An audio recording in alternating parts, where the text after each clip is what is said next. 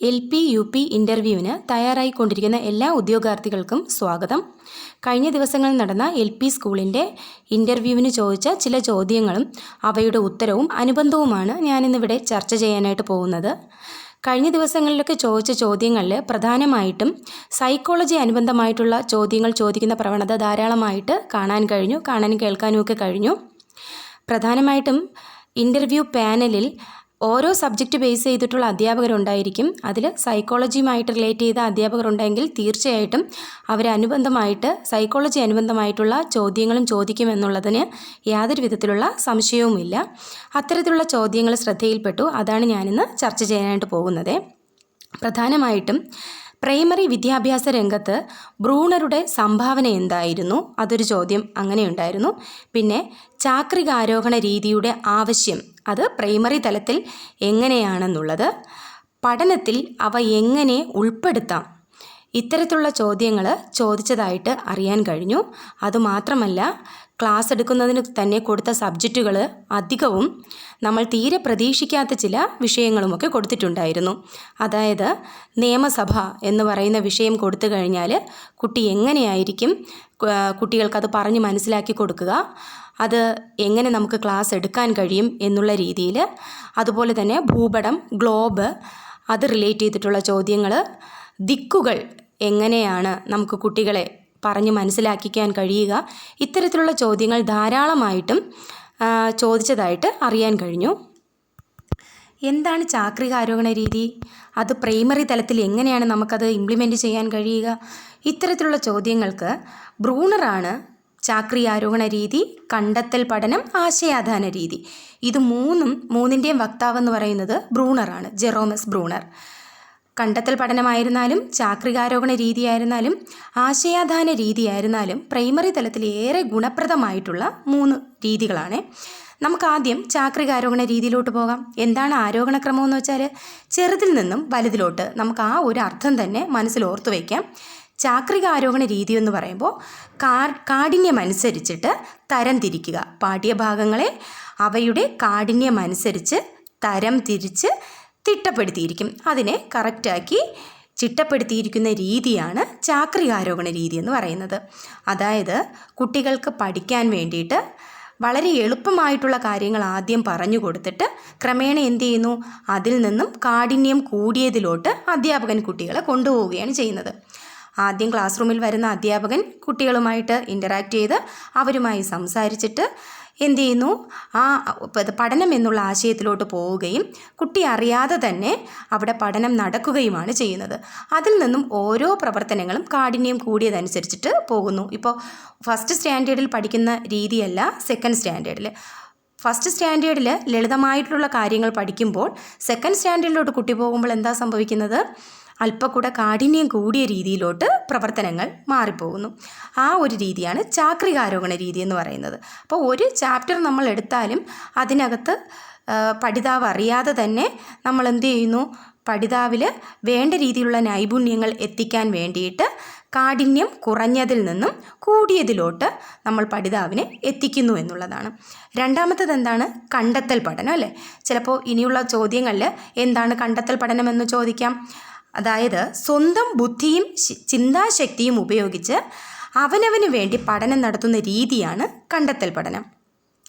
അതായത് ചെറിയ കുട്ടിയാണെങ്കിൽ പോലും ആ പ്രായത്തിലുള്ള കുട്ടിക്ക് എന്താണോ കണ്ടെത്താൻ കഴിയുന്നത് അവൻ്റെ ബുദ്ധി അനുസരിച്ചിട്ടും അവൻ്റെ ചിന്താശക്തിയും ഉപയോഗിച്ച് അവനവന് വേണ്ടുന്ന രീതി പ്രകൃതിയിൽ നിന്നും ക്ലാസ് റൂമിൽ നിന്നും അധ്യാപകനിൽ നിന്നും മാതാപിതാക്കളിൽ നിന്നുമൊക്കെ ചോദിച്ചും കേട്ടും കണ്ടുമൊക്കെ പഠിക്കുന്നതാണ് കണ്ടെത്തൽ പഠനമെന്ന് പറയുന്നത്. മൂന്നാമത്തത് എന്താണ്, ആശയാധാന രീതി അല്ലേ. എന്താണ് ആശയാധാന രീതി? പഠിതാവ് തനിക്ക് ലഭിച്ച ആശയങ്ങളും അറിവും പരസ്പരം പങ്കുവയ്ക്കുന്നതിലൂടെ പഠന പ്രക്രിയ സുഗമമാക്കപ്പെടുന്നു.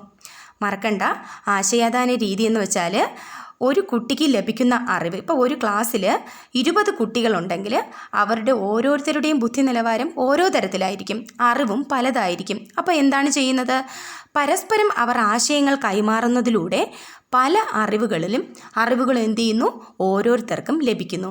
അതാണ് ആശയാദാന രീതി കൊണ്ട് അർത്ഥമാക്കുന്നത്.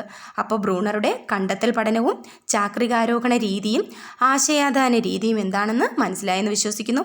ഇത് മൂന്നും പ്രൈമറി തലത്തിൽ നമുക്ക് സുഗമമായിട്ട് എന്ത് ചെയ്യാം, കുട്ടികളിലോട്ട് അപ്ലൈ ചെയ്യാൻ സാധിക്കുന്ന പഠന സിദ്ധാന്തമാണ്. അതുപോലെ തന്നെ ക്ലാസ് എടുക്കുന്ന കാര്യവും നമ്മൾ പ്രതീക്ഷിക്കാത്ത വിഷയങ്ങളായിരിക്കും ചിലപ്പോൾ അവരെന്ത് ചെയ്യുന്നത്, നമുക്ക് ക്ലാസ് എടുക്കാനായിട്ട് തരുന്നത്.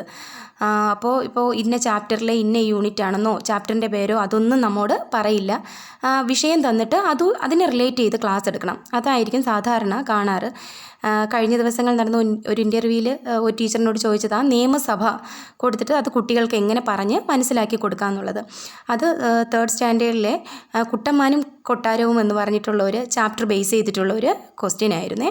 അപ്പം അത് നമുക്ക് എന്ത് ചെയ്യാം, നമ്മുടെയൊക്കെ ലോജിക്ക് അനുസരിച്ചിട്ട് ക്ലാസ്സിൽ എത്തുന്ന അധ്യാപകൻ, ഇപ്പോൾ ഇൻ്റർവ്യൂ പാനലിനെ തന്നെ നമ്മൾ കുട്ടികളായിട്ട് സങ്കല്പിച്ചിട്ട് പറയുകയാണെങ്കിൽ ക്ലാസ്സിലെത്തുമ്പോൾ ക്ലാസ് ലീഡർ ഉണ്ട് ക്ലാസ് ലീഡ് ചെയ്യാനായിട്ട്. അപ്പോൾ ചോദിക്കുകയാണ്, ഇയാളാണല്ലേ ക്ലാസ് ലീഡർ, ക്ലാസ് നല്ല സൈലൻ്റ് ആയിട്ടിരുന്നല്ലോ, അപ്പോൾ മോൻ നന്നായിട്ട് ക്ലാസ് ലീഡ് ചെയ്യുന്നുണ്ട്, അപ്പോൾ നീയാണ് ക്ലാസ്സിലെ രാജാവ്. അപ്പോൾ ബാക്കി കുട്ടികളൊക്കെ ആരായിരിക്കും, രാജാവ് പറയുന്ന കേൾക്കുന്നത് പ്രജകളല്ലേ.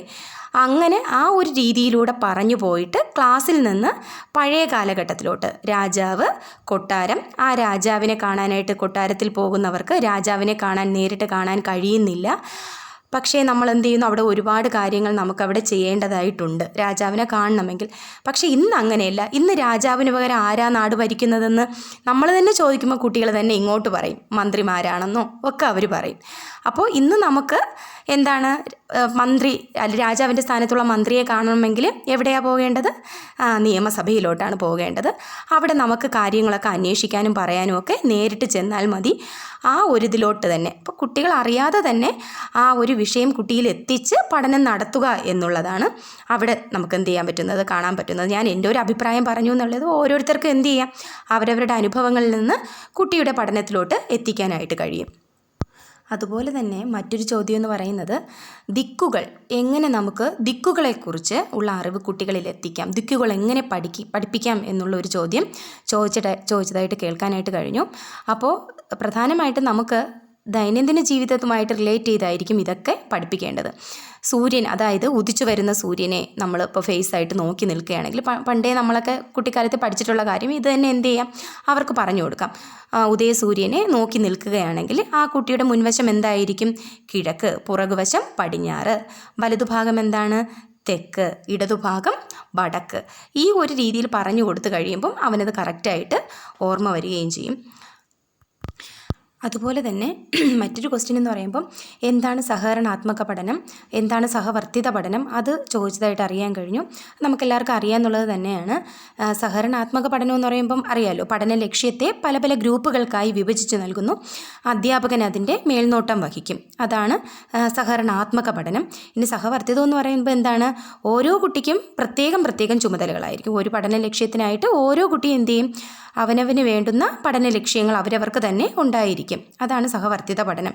പിന്നെ അതുപോലെ തന്നെ പോർട്ട്ഫോളിയോ, അതിനെക്കുറിച്ച് ചോദിച്ചതായിട്ട് കേൾക്കാൻ കഴിഞ്ഞു. അതും അറിയാമെന്നുള്ള കാര്യം തന്നെയാണ്, വീണ്ടും എന്നാലും ഒന്ന് പറയാം.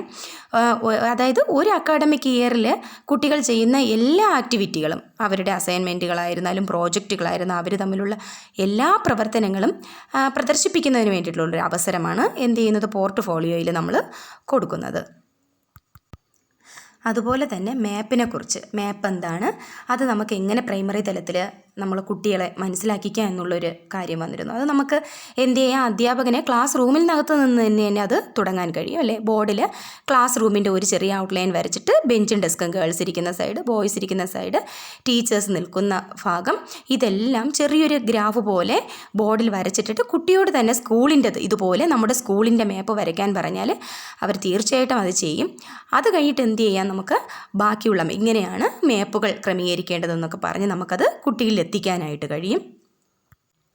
അപ്പോൾ ഇന്നത്തെ ക്ലാസ്സിൽ ഇത്രയാണ് ഞാൻ ഷെയർ ചെയ്യുന്നത്.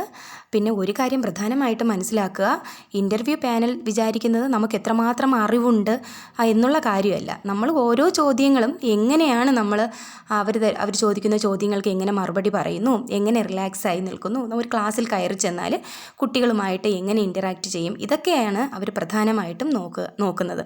അതുകൊണ്ട് തന്നെ ചോദിക്കുന്ന ചോദ്യങ്ങൾ കേട്ടിട്ട് പതറിപ്പോകാതെ ആത്മവിശ്വാസത്തോടെ നിന്ന് എന്ത് ചെയ്യുക, ഇൻ്റർവ്യൂവിനെ ഫേസ് ചെയ്യുക. അതാണ് ഏറ്റവും പ്രധാനമെന്ന് പറയുന്നത്. ഇൻ്റർവ്യൂ ബേസ് ചെയ്ത് ഇത്തരത്തിലുള്ള ചോദ്യങ്ങളും അനുബന്ധങ്ങളുമൊക്കെ അറിയാൻ വേണ്ടിയിട്ട് ചാനൽ സബ്സ്ക്രൈബ് ചെയ്യുക. അപ്പോൾ ഇന്ന് ഇത്രയേ ഉള്ളൂ. വീഡിയോ ഇഷ്ടപ്പെട്ടാൽ ലൈക്കും കൂടെ ചെയ്തേക്കണേ.